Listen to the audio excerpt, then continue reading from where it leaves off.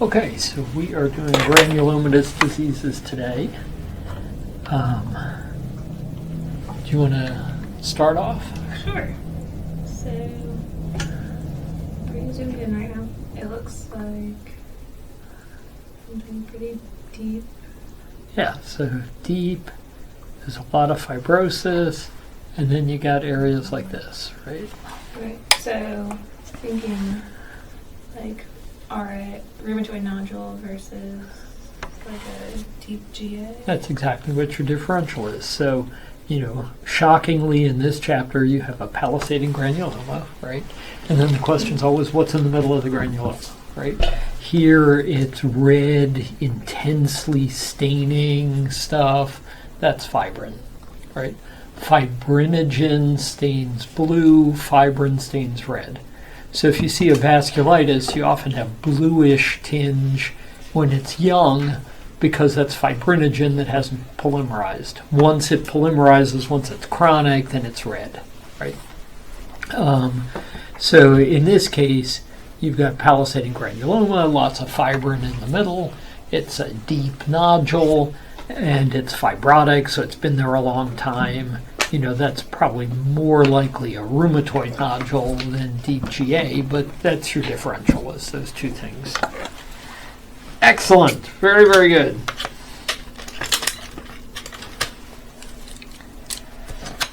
Okay. So speeding right along.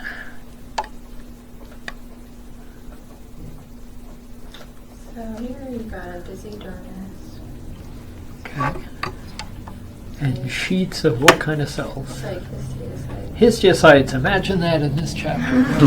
So sheets of histiocytes, and they're histiocytes because you have nucleus upon nucleus with cytoplasm in between and no connective tissue in between. Right? And that kind of syncytial giant cell in skin is typically a histiocyte. And then up towards the top, some of them are doing this. So you have some giant cells. Okay, and they are... Looks like kind of more of the Teuton kind of look. So a Teuton giant cell, you can have an osteoclast-like giant cell, which is randomly distributed nuclei, uniformly pink cytoplasm, and a scalloped border. You can have a foreign body giant cell, which is randomly distributed nuclei without the scalloped border. You can have a Langhans giant cell, which is wreaths of nuclei, or you can have a Teuton giant cell, which is a fancy Langhans giant cell, where you add lipid around the wreath to decorate it, right? So it's like a wreath that you add a little peripheral decoration to in the form of lipid.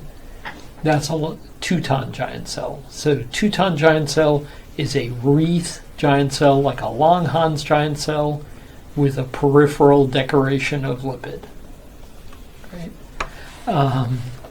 And it's tending to do those not in the core, but at the periphery, which is what typically happens. And let's make sure we're colored, which we are not. Okay, that's going to be a little sharper now for everyone. So what forms a bump and Teuton giant cells at the periphery? Xanthogranuloma, correct. And you can say JXG if your patient is J, and if your patient's not J, then you just say XG, right? So a lot of the patients are juvenile, a lot of them are pediatric age, but you have adult xanthogranuloma, which is why we just say XG now, because patients aren't all J, right?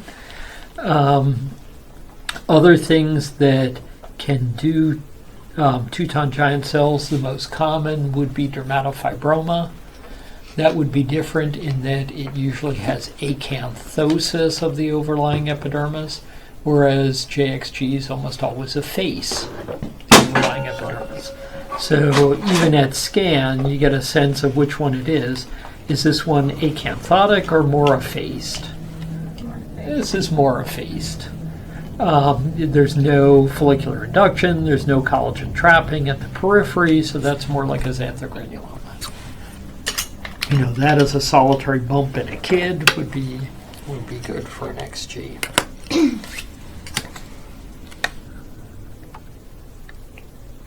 Alright, so this looks verruciform, I would say. Looks verruciform. Okay. So what do you see specifically? So it looks like histiocytes kind of in the papillary dermis. So there are lipidized histiocytes in the papillary dermis, but what usually hits your eye in most examples is these things.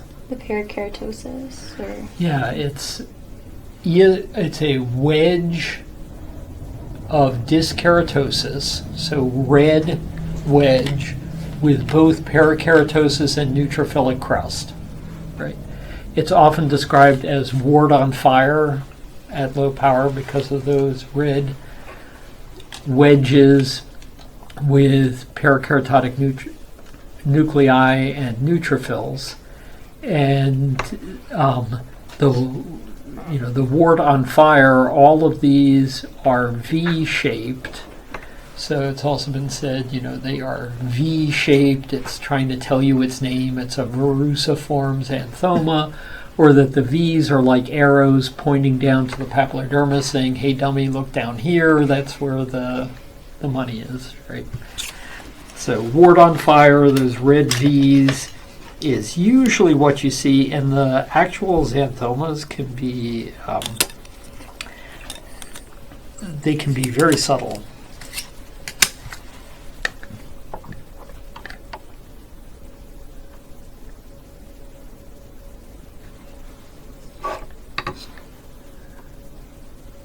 So I see some giant cells making the wreath. Like Giant cells making wreath, and they have lipid on the outside. So what kind of giant cells are they? Two-tone? Two-ton, Yep. exactly. So if they were just wreath, they would be Langhans, but they have lipid on the outside, so they're two-ton. So this is JXG, end of story, right? Or wrong? So, tell me about your overlying epidermis. Is it thin and effaced? No. No, it's just the opposite. It's acanthotic, right? And you have all these collagen balls trapped around the periphery. So, what is this? You see the collagen balls. So what would have two-ton giant cells like a JXG, but it has overlying acanthosis rather than effacement, and it has lots of collagen trapping in the form of collagen balls around the periphery. Anyone want to jump in? Would it be Would it be the necrobiosis xanthogland? No, that's different. We'll get to those. Diathema. Yeah, dermatofibroma. So dermatofibroma has two-ton giant cells just like a xanthogranuloma, very commonly. Differences, the three biggest differences, or actually the four biggest differences: one, overlying acanthosis rather than effacement; two, collagen trapping; three, follicular induction, which we don't have in this example, but DFs often have, little follicles or folliculosebaceous units forming over them. And then the last one is, in a DF, many of the two-ton giant cells also have hemosiderin in them, which you don't see in xanthogranuloma. So hemosiderin within a two-ton giant cell is virtually pathognomonic for dermatofibroma. So if you see a lipidized ring siderophage, so it's a wreath cell that's a two-ton giant cell, but it also has hemosiderin, that's essentially pathognomonic of dermatofibroma. In this one, some of them have a little bit of hemosiderin, but it sure doesn't jump out at you. And there's no follicular induction, but there's plenty of acanthosis overlying, and there are plenty of collagen balls at the periphery. Okay. So that tells you it's dermatofibroma rather than xanthogranuloma.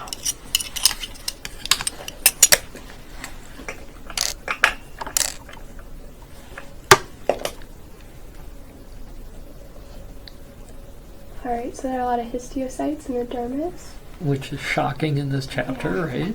And I think I see vellus hair. So Follicles. it's delicate skin, very fine collagen, small hairs, lots of them. So I think it's a xanthelasma. It is a xanthelasma, and the cells are getting a little pale where they're lipidized. So it's a band of foamy histiocytes in delicate skin with lots of small hairs, right? That's an eyelid. Your eyelids are the hairiest part of your body. Actually, your eyelids and your forehead are the hairiest part of your body. It's just that they're all tiny little vellus hairs, right? But you will see it in patients with malignant hypertrichosis, so-called malignant down. Forehead, nose, lids are what get that furry white down if a patient has ovarian or gastric carcinoma and has malignant hypertrichosis. So you'll see that down in those areas. Ears are another place where you see that down because they are very hairy areas. It's just normally vellus hair. So lots of tiny little vellus hairs, delicate skin, band of lipidized histiocytes. Very good.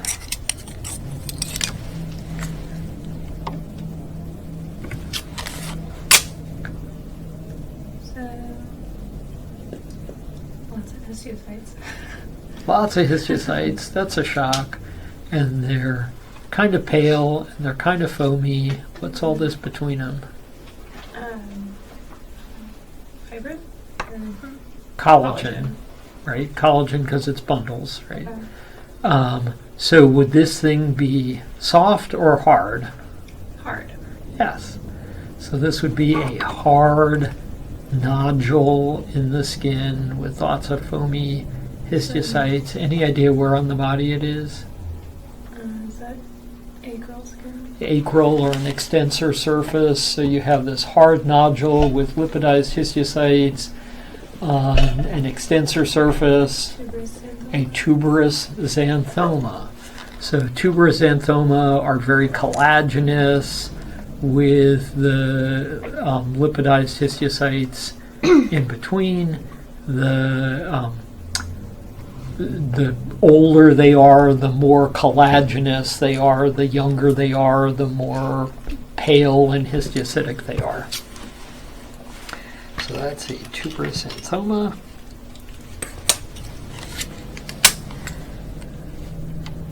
Okay, this is an elastic stain, right? And you see lots of elastic tissue there, and then essentially no elastic tissue here, and granuloma chewing up elastic tissue in the middle between those. Actinic granuloma. Actinic granuloma, annular elastolytic granuloma, O'Brien's granuloma, they're all the same thing, right? So an O'Brien's granuloma, annular elastolytic granuloma, actinic granuloma is a circular, annular donut-like ring, often on an area with a lot of sun damage. And in the center of that ring, you have cigarette paper-like wrinkling of the skin because there's no elastic tissue left to give it resiliency, right? And so that's an actinic granuloma, annular elastolytic granuloma, O'Brien's granuloma, all names for the same thing. Alright. So, let's see.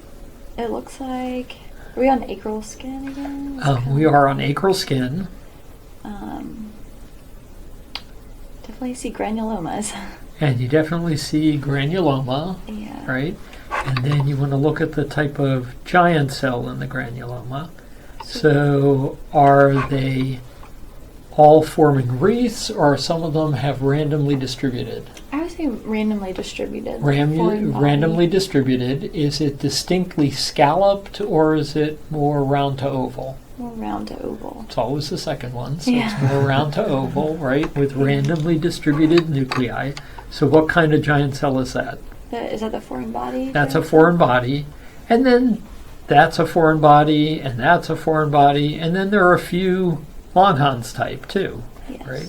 So this lesion is undecided, but it definitely has foreign body granulomas. And then what's sitting in the middle of those foreign body granulomas? Foreign body. A foreign body! Wow, that's amazing. Yes, so foreign body type giant cells tend to go with foreign body granulomas, and in them, shockingly, you might see a foreign body. You can do polarization, or you can do diffraction, which is like poor man's polarization, where you put your hand, bring it in from the side with your condenser flipped down, and these do not light up brightly, right? So it's not diffractive foreign body, so it's not something like silica. And in this case, history might have helped. This guy was driving by the side of the road. There were prickly pears there, and they looked all nice and ripe, and so he thought he would pick a few. What he didn't know was commercially, when they're picked, you take a flame and you singe off all the spines first before you can pick them, and he ended up with a handful of little cactus spines.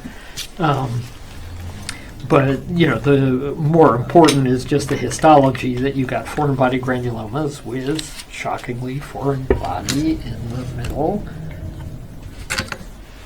Okay, so what do we have here? Like a sea of histiocytes. Like a sea of histiocytes. And It's like this collagen trap. And there's collagen trapping at the periphery. And do you see any two-ton giant cells? Yeah, right there. One. Maybe two. Maybe three. Not a whole lot, but most of it is just sheets of histiocytes. Are they kind of like in the lacuna? They're not really in lacunae, and they don't have a two-tone cytoplasm, so they don't really look like what you'd expect for a reticulohistiocytic granuloma. But early xanthomatous processes are often just sheets of histiocytes. This one, there's definitely some collagen trapping. There's maybe even a little overlying acanthosis, so you might think of a very histiocytic dermatofibroma. It has a few two-ton giant cells. They're distinctly at the periphery, which is kind of a xanthogranuloma feature. There's no hemosiderin in them. There's no follicular induction that I can see overlying it. There are hair follicles in there, but no little primitive hair follicles or sebaceous glands up above. So it has some features of a histiocytic variant of dermatofibroma, some features of maybe early xanthogranuloma, and the history on this was it was an early xanthogranuloma. So early on xanthogranulomas are just sheets of histiocytes. Then over time, they start to form the wreath giant cells around the periphery, and then even later, those start to lipidize. When you see them clinically, they start as kind of pink, and then gradually they turn orange, and gradually they turn yellow as there's more lipid in them.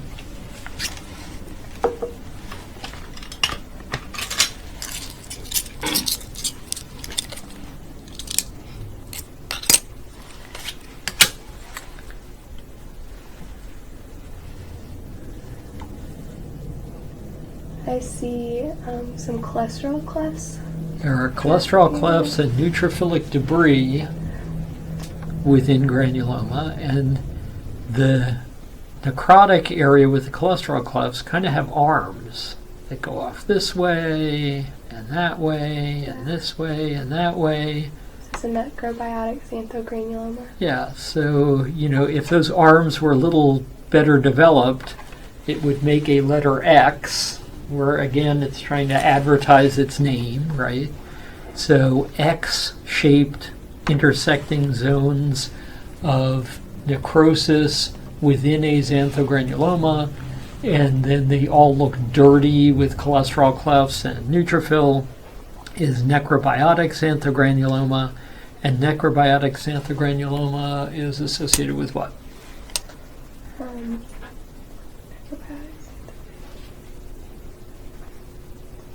And what should you look for then in that patient? The gammopathy. Yeah. So monoclonal gammopathy.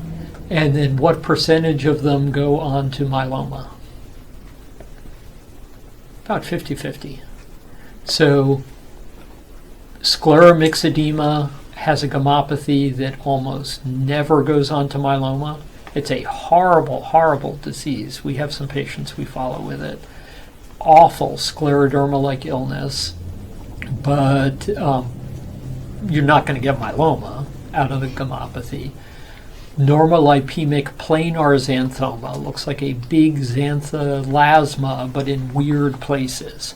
Chest, legs, places where you shouldn't get a xantholasma. It's not eyelid, and your lipids are normal.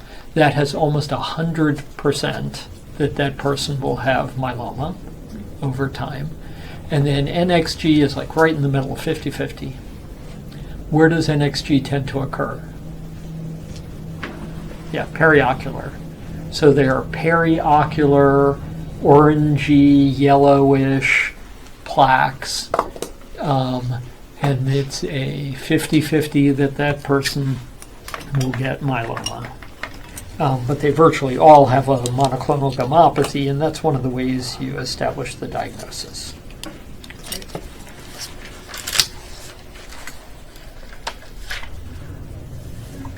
Okay, how about this? There are lots of histiocytes. So sheets of histiocytes again. And now in the early xanthogranuloma, there was no background of other inflammatory cells. Here I see a lot of other inflammatory cells, and they're kind of in nodules. And a lot of them are black lymphocytes and neutrophils. But as we get out into the granuloma itself, you got more gray cells that are plasma cells, and none of them look pycnotic. They're just kind of sitting there in the cytoplasm. The nodules of lymphocytes made me think of Rosai-Dorfman. Yep, and the other part that we were describing is the erypolysis of mainly plasma cells, which you'll see in the cytoplasm. So this is a really good example right here. Let's see where that little guy is. Look up on the screen, and you can see that guy right there is a perfectly intact plasma cell. Plasma cells, because they have cytoplasm, are kind of gray instead of jet black, right? So you have these gray cells sitting in the cytoplasm, and none of them are pycnotic. If that were phagocytosis, they would start to become pycnotic and get digested, right? Here, they're all healthy. They're not being phagocytosed. They're simply passing through the cytoplasm, right? That's erypolysis rather than phagocytosis. So phagocytosis, the histiocyte is the aggressor. It's swallowing and digesting the cells, and they become pycnotic and get little fragments. Here, most of what's in the cytoplasm are plasma cells, and they're all intact. Nothing's being digested. It's détente. They're all, they're just passing through, and no one's bothering anybody else. That's typical of Rosai-Dorfman, as are the sheets of histiocytes with those nodules of inflammatory cells. And then immunostain, how would anything helpful that it would stain to help confirm the diagnosis? T4. Like S100. More common, S100 S100 would probably be the first one you'd do, because most histiocytes are S100 negative.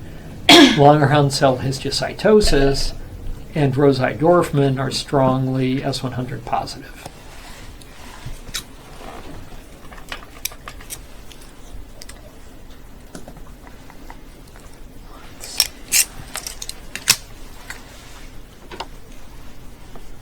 Okay, how about this? So, looks like you have kind of this V shapes at the end, kind of pointing downward. So what do you think? I think Bruciform xanthoma. Exactly. So you have all those red V's, wart on fire, right? All those red V's saying V, V, V, I'm a verruciform xanthoma, right? And that's way more prominent than the few lipidized histiocytes that are in the papillodermis, right? So really, in most examples, the first one you saw was a very xanthomatous verruciform xanthoma. Most are like this, wart on fire with all those red V's. If you look, there's always neutrophilic debris in the red V as well as parakeratosis, and that's characteristic at scan. It's a scan diagnosis for verruciform xanthoma.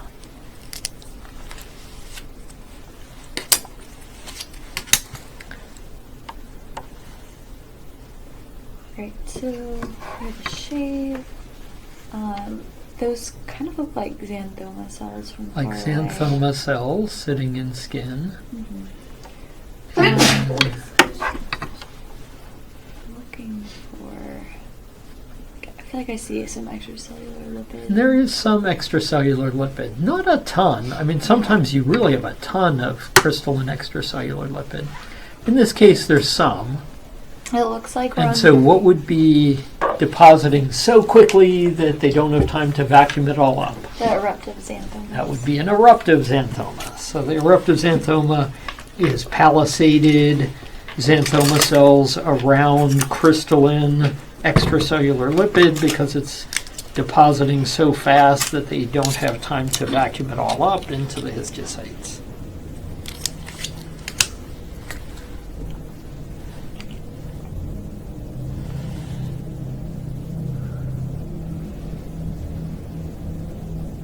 This one looks a little bit faded. I see some granulomas though in the superficial. See dermis. granulomas, and is it top to bottom, side to side, or are they focal and patchy?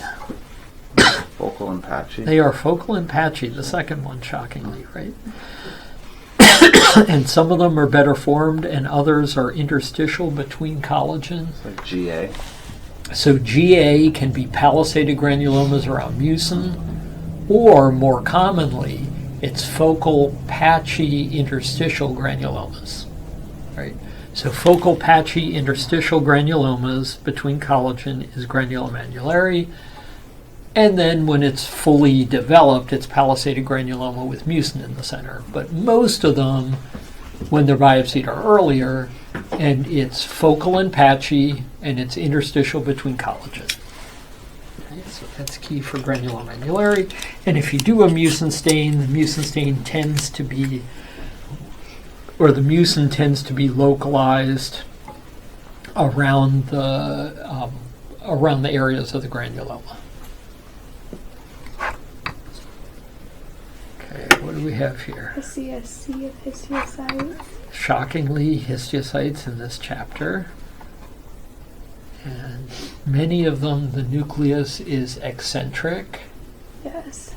And it looks and, like kidney bean and shaped. many of them kind of kidney bean shaped. So I think this is Langerhans histiocytosis. And any stains you might want to do for confirmation. It would be S100 positive. S100 positive, CD1A positive. CD1A positive. Langerhans positive. The new kid on the block is Langerin, which is specific for Langerhans cells.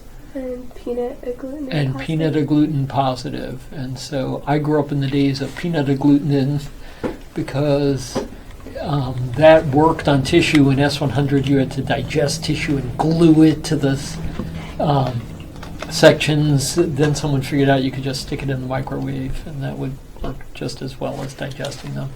And you didn't have to glue your sections anymore. So now S100 is easier to do. I don't think anyone actually does peanut agglutinin anymore. But we have CD1A now, and we have Langerin. Langerin is specific to Langerhans granules, so Langerhans cell histiocytosis and other things that really are Langerhans cells. CD1A is positive both in that and in indeterminate histiocytosis. Indeterminate would be positive for CD1A, but not positive for Langerhans. No Langerhans granules actually present. When fully developed, you have edema, you have red cell extravasation, you often have neutrophils and eosinophils mixed in, you have reniform kidney bean-shaped nuclei that are eccentric within the cytoplasm. But if you wait to see that, you're going to miss 2/3 of Langerhans cell histiocytosis. So most LCH is cells beating on the infundibulum of a hair follicle, and the cells are gray rather than being black.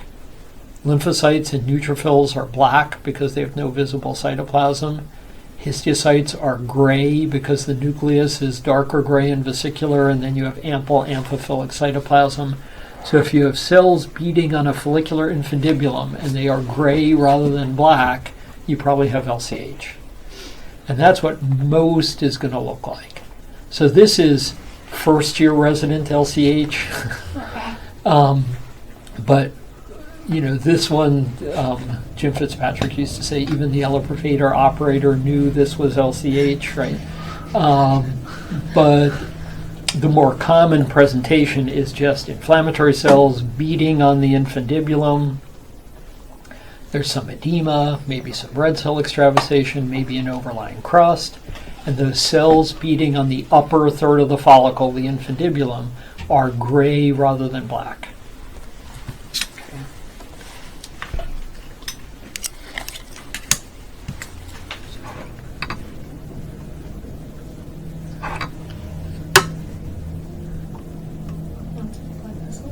Lots of blood vessels, so we are probably, and you don't have any bundled dermal collagen, so we're on a mucosal surface of some sort. The granulomas seem to be, or the infiltrate seems to be pretty superficial. Pretty superficial, and it's mainly lymphs and plasma cells. And then you have your overlying epithelium, and in your overlying epithelium you have these very poorly formed little red V's. Okay, cruciform. This is a verruciform xanthoma, which is a common lesion on mucosa as well as skin. And unfortunately in mucosa, your red V's may not be as well formed. Right.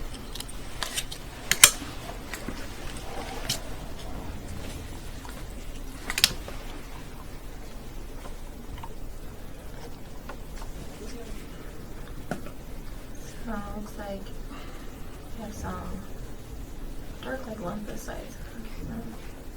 So you definitely have some black lymphocytes, and then what are all these gray cells? Also gives some histiocytes in there as well. They're histiocytes, and they're sitting under a crust over a hair follicle. So they're kind of right up under the epidermis, overlying crust, edema. So you want to think about LCH. You want to think of LCH, which is exactly what this is, right? And you don't even see the hair follicle there. You just know this is really focal, sitting right under the epidermis, so it's probably related to a follicle. And there's a crust, and the cells are gray, not black, right? So there's some histiocytic process that's hitting up high with edema. You got to think to stain for LCH, which is what that was. This looks. Is this necrotic or? So it is necrotic. You have a palisading granuloma with a necrotic center, lots of neutrophils in the center, and lots of multinucleate giant cells in the periphery of the palisading granuloma. Yeah. So is this like acne agmenata or? So acne agmenata has caseation in the center. Okay. This has neutrophils in the center. We're going to hit this again as we talk about vasculitis, because this is one of the vasculitic granulomas. In this case, you had a vasculitis that took out a vessel. The vessel's totally necrotic. All you have left is necrosis and neutrophils, and then forming around it you have this palisading granuloma with lots of giant cells, and that's what the evil Dr. Wegner described. So this is a Wegner's granuloma. Now you could also see infectious granulomas that look like this. A palisading granuloma with stellate abscess in the middle and multinucleated giant cells at the periphery can be infectious, and those are your CLATs differential, which you'll learn later. So that's cat scratch, LGV, atypical mycobacteria, tularemia, and sporotrichosis will produce that pattern. So it could be an infectious granuloma, or it could be the evil Dr. Wegner's disease. So, now the ACR says it should be referred to not as Wegner's granulomatosis, but as polyangiitis with granulomatosis, because Wegner was a Nazi and not a nice person. So you can say that, or you can say the evil Dr. Wegner's disease, right? Churg and Churg-Strauss disease is now polyangiitis with eosinophilia. Neither Churg nor Strauss did anything bad, right? They were perfectly nice people as far as we know. They just sort of got dissed in the process. So if you want to call it Churg-Strauss, you can still call it Churg-Strauss. If you want to call it Wegner's, just add the evil in front of it, right? But this would be a Wegner's style granuloma, multinucleate giant cells at the periphery, neutrophils and necrosis centrally. A Churg-Strauss granuloma differs in that there are no multinucleate cells, and the center is eosinophils rather than neutrophils. So we'll revisit those granulomas again in the vasculitic chapter.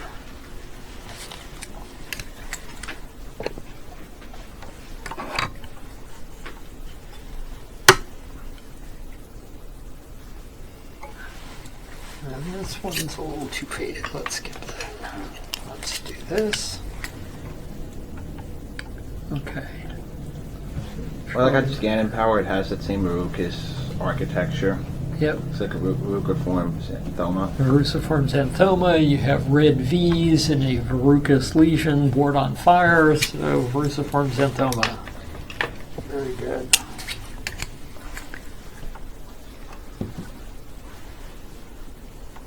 This looks very busy. Very busy.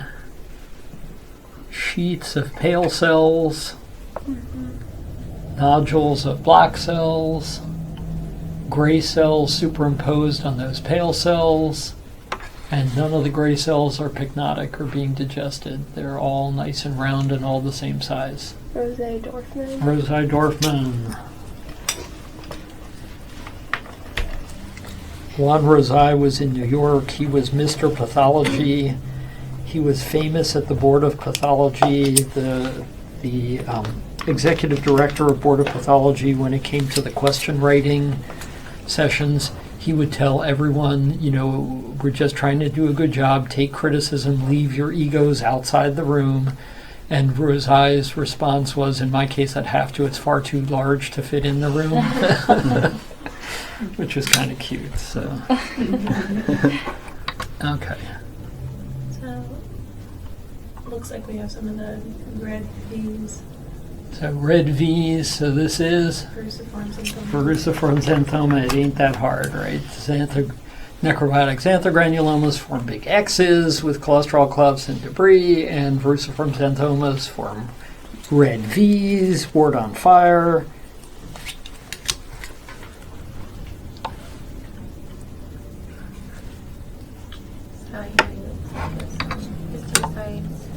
So histiocytes is their acanthosis or effacement. There's effacement, so it's probably not a DF, right? And then you look at the cells. Tell me about the cytoplasm. Looks two-tone. It is two-tone, right? So you have darker areas and paler areas in the cytoplasm. Name two cell lines that can give two-tone cytoplasm.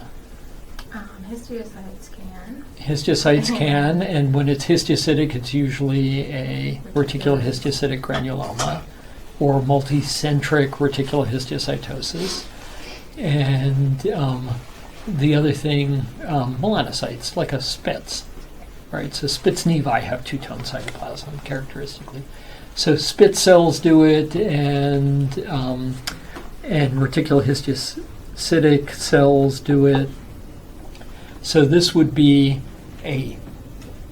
either a solitary reticulohistiocytoma, in which case it's associated with nothing, or multicentric reticulohistiocytosis, which is associated with Deforming arthritis.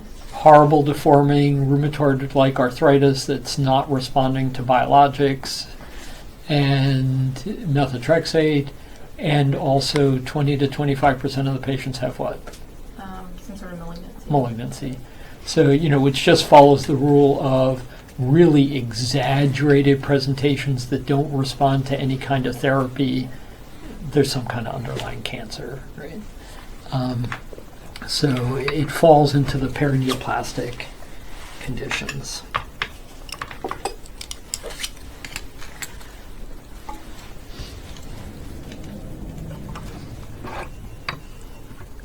So it's like a sea of histiocytes. There's a sea of histiocytes. Are there any background black nodules of inflammatory cells like Rosai-Dorfman? Doesn't look like it. Not really. I mean, this is really kind of uniform. Yeah. Does it tend to center around anything? No. Or maybe around the hair follicle. Maybe around a hair follicle, and it's denser towards the top, forming a wedge. And there's sheets of gray cells, and there's some EOs in there, but that's about it for other inflammatory cells. It's like LCH. And this is LCH, right?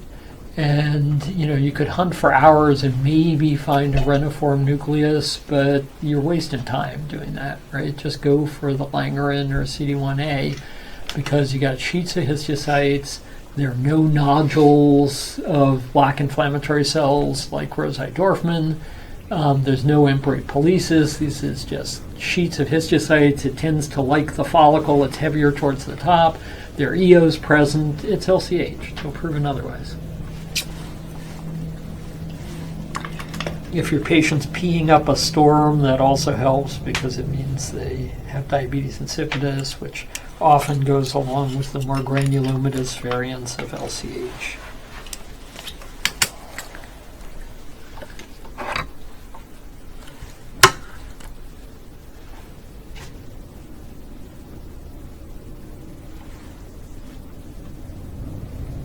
I see some granulomas. Granulomas in this chapter. Shocking. Okay, and what else do you see?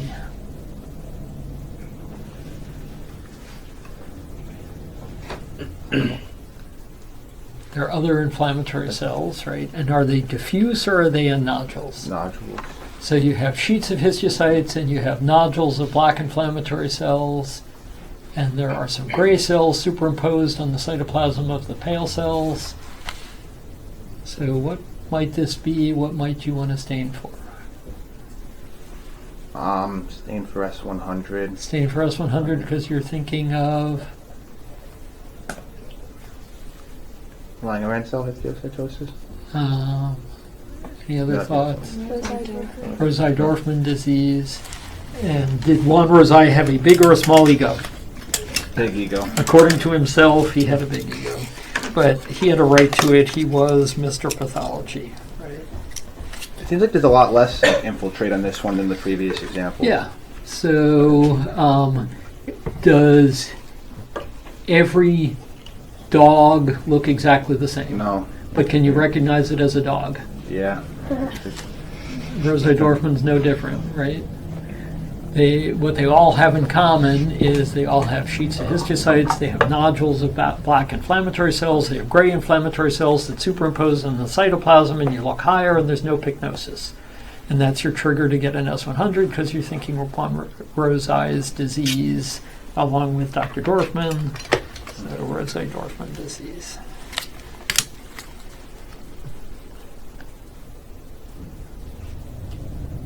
So we have dense histiocytes And I think those are lymphocytes. And those are lymphocytes.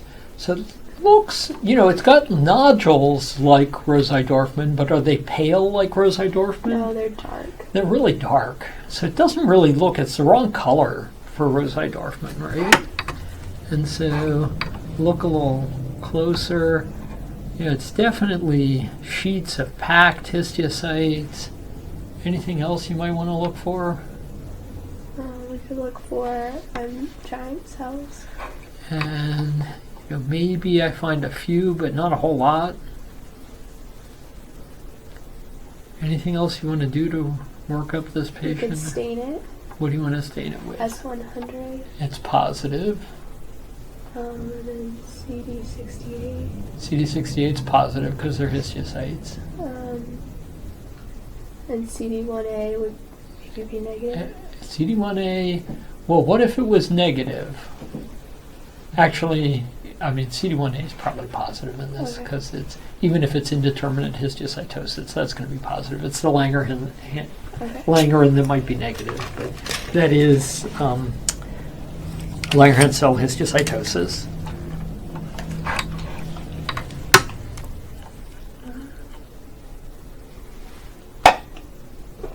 So looks like there's some necrosis of the hair follicle. So there's hair follicle, there's surrounding granuloma, and there's something spitting out through the follicle. And what is it?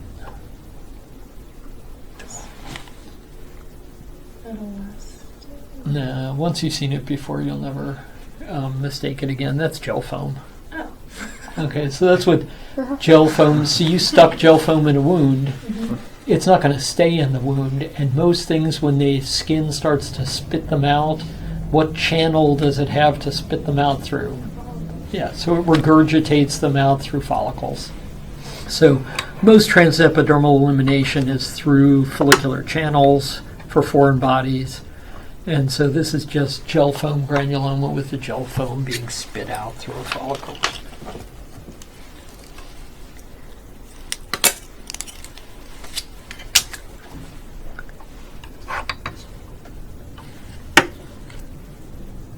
You have some histiocytes just in here. Looks like lymphocytes as well. Some giant cells. What's peripheral to the nuclei? We have lipid. They're like So what kind of giant cells? very large, giant Yeah. cells. So very large, so what do you call very large 2-ton giant cells? 2-ton giant. So when JXGs become yellow, there's so much lipid that your wreath is kind of squashed in the middle. Right? And that's where jokingly people say this isn't just a 2-ton, this is now a 2-ton giant cell, right? It's just there's so much lipid around the periphery, it can be hard to make out the central wreath sometimes. Right? So this is probably with no hemosiderin, no collagen trapping, Anthogranuloma. and effacement of the rete, it's probably a xanthogranuloma. Right.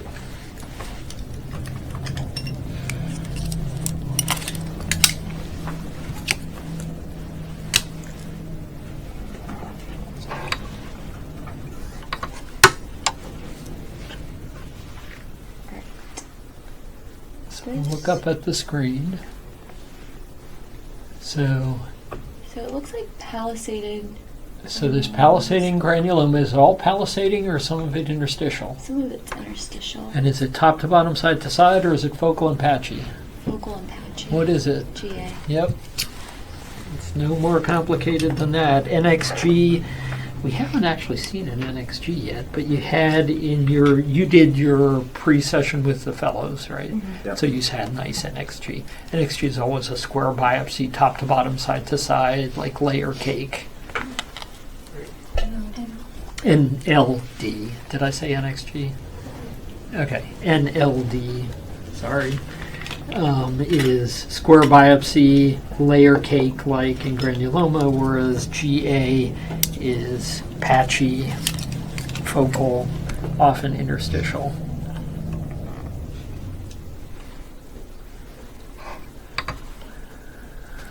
Okay, so someone took a punch out of this instead of a shave. And what do you see? Some giant cells. And are they all foreign body giant cells? Like they have like the wreath around it.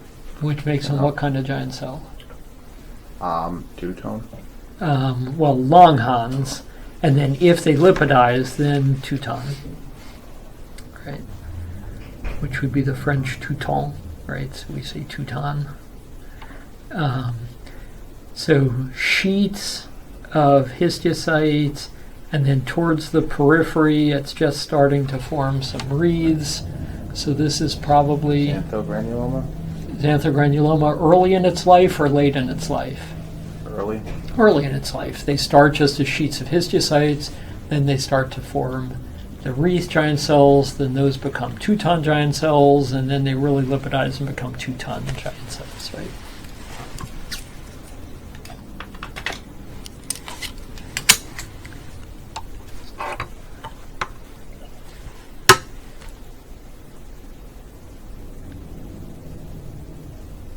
So what do you see? I see histiocytes and lymphocytes. So histiocytes in sheets, lymphocytes in nodules, gray cells on the histiocytes. So this is Rosé-Dorfman. Rosé-Dorfman. Very good. Saw a lot of Rosé-Dorfman in this box. Okay.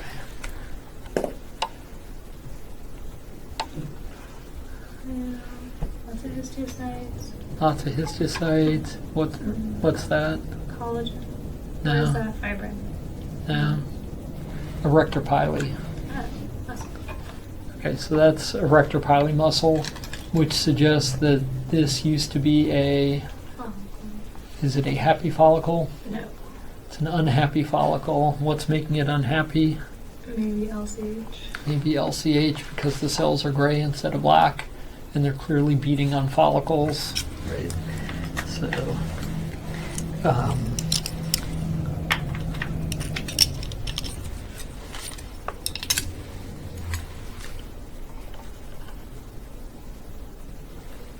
So you have histiocytes.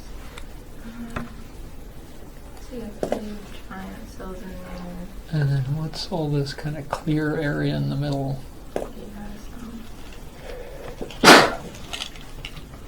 just like foamy. The handle's foamy, like more like liquid, or Yeah, it's not really foamy, right? So it's more like extracellular lipid. So then, like eruptive xanthoma. Yeah. So eruptive xanthoma and GA can look somewhat similar. If you ever have a question, look at the histiocytes, see if they're foamy or not. If it's foamy, it's probably eruptive xanthogranuloma. If not, then it's more likely GA. You can always get a mucin stain.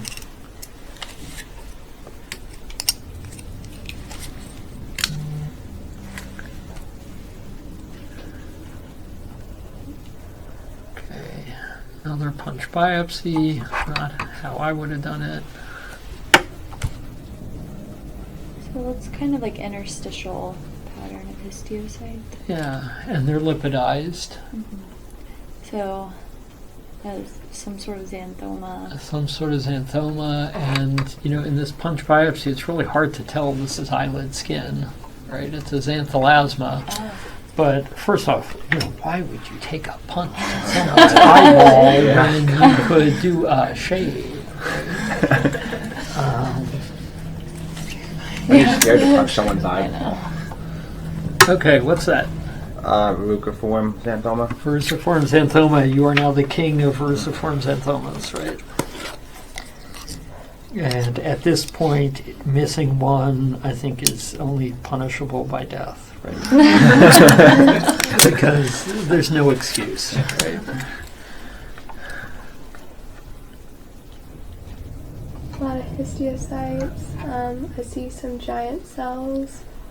And towards the center or towards the periphery, a lot of them, although this also has central ones. And are they just wreath histiocytes, or is there something around the outside of the wreath? There's lipid around the ring. So what kind of giant cell is it? 2-ton. 2-ton, and this is probably... Xanthogranuloma. What if you had acanthosis, follicular induction, collagen trapping, and threw some hemosiderin in those giant cells? Dermatofibroma. Correct.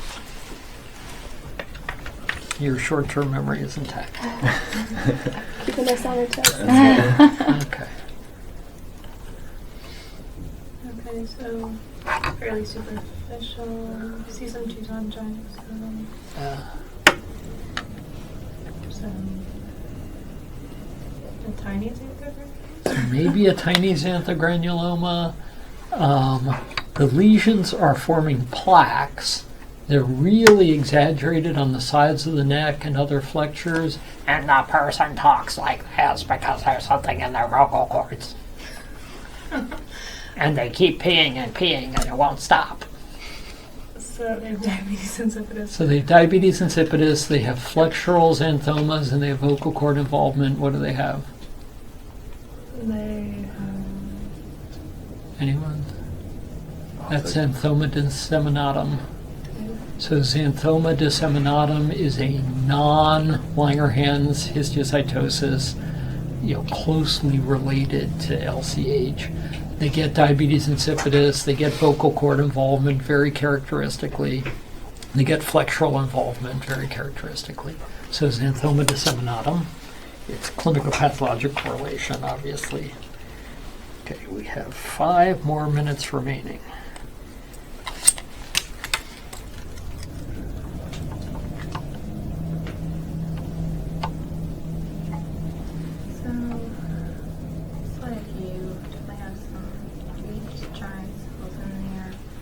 So you have giant cells with lipid around, and then lots of keloidal collagen, right? Yeah, so if this were a DF, the collagen would be collagen balls on the outside. This is keloidal collagen in a xanthogranuloma. A little weird, right? This one's a Shar-Pei. It's a dog that's a little weird. It's got something weird going on. It's still a dog, right? But it just has something that's, a little odd about it.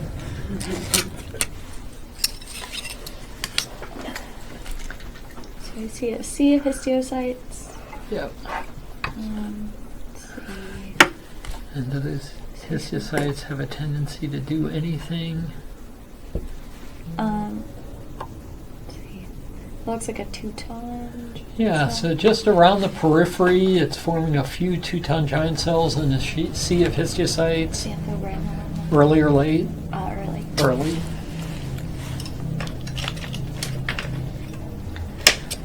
We got a bunch of early xanthogranulomas here. They're probably going to look similar.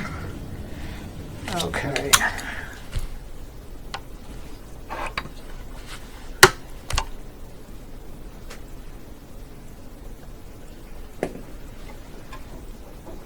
You've got lymphectasia, chronic inflammation, a few very, very poorly formed granulomas on what looks like facial skin in someone with lingua plicata and facial paresis. So fissured tongue, facial paresis, poorly formed granulomas in the lip with lymphectasia. Yeah, Meeker-Melkerson-Rosenthal syndrome or chylitis granulomatosa. The thing that's least prominent in chylitis granulomatosa is the granulomatosa. Right, there's not a whole lot of granuloma in chylitis granulomatosa. In fact, there's more lymphectasia than there is granuloma. And it responds better to compression than it does to intralesional steroid because there's not that much granuloma. There is some inflammation. It's not that the steroid's worthless, but just compressing that lymphedema, like headgear that similar to what you'd wear for your braces at night, except it's to compress your lips at night, can make you look normal the next day. because the lymphedema part is more prominent than the granuloma part in chylitis, what should have been named lymphedematosa but was named granulomatosa, right?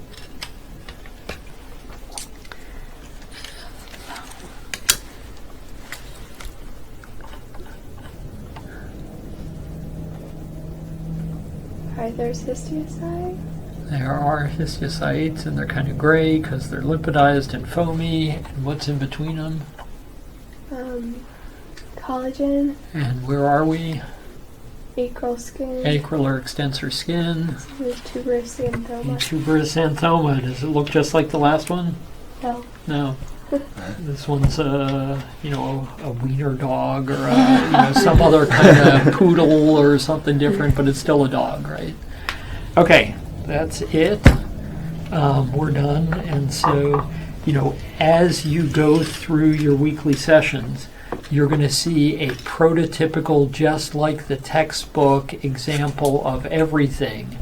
But then to get ready for conference, you really have to go through the boxes and look at all the wiener dogs and the Shar-Peis and the things that are still recognizable but aren't exactly like the picture in the textbook, right? Because it may shock you, but the picture from the textbook may not be the one that's on your board exam, right? It may be more of a wiener dog or a Shar-Pei or a poodle, right? Okay. Thank you, Dr. Elston.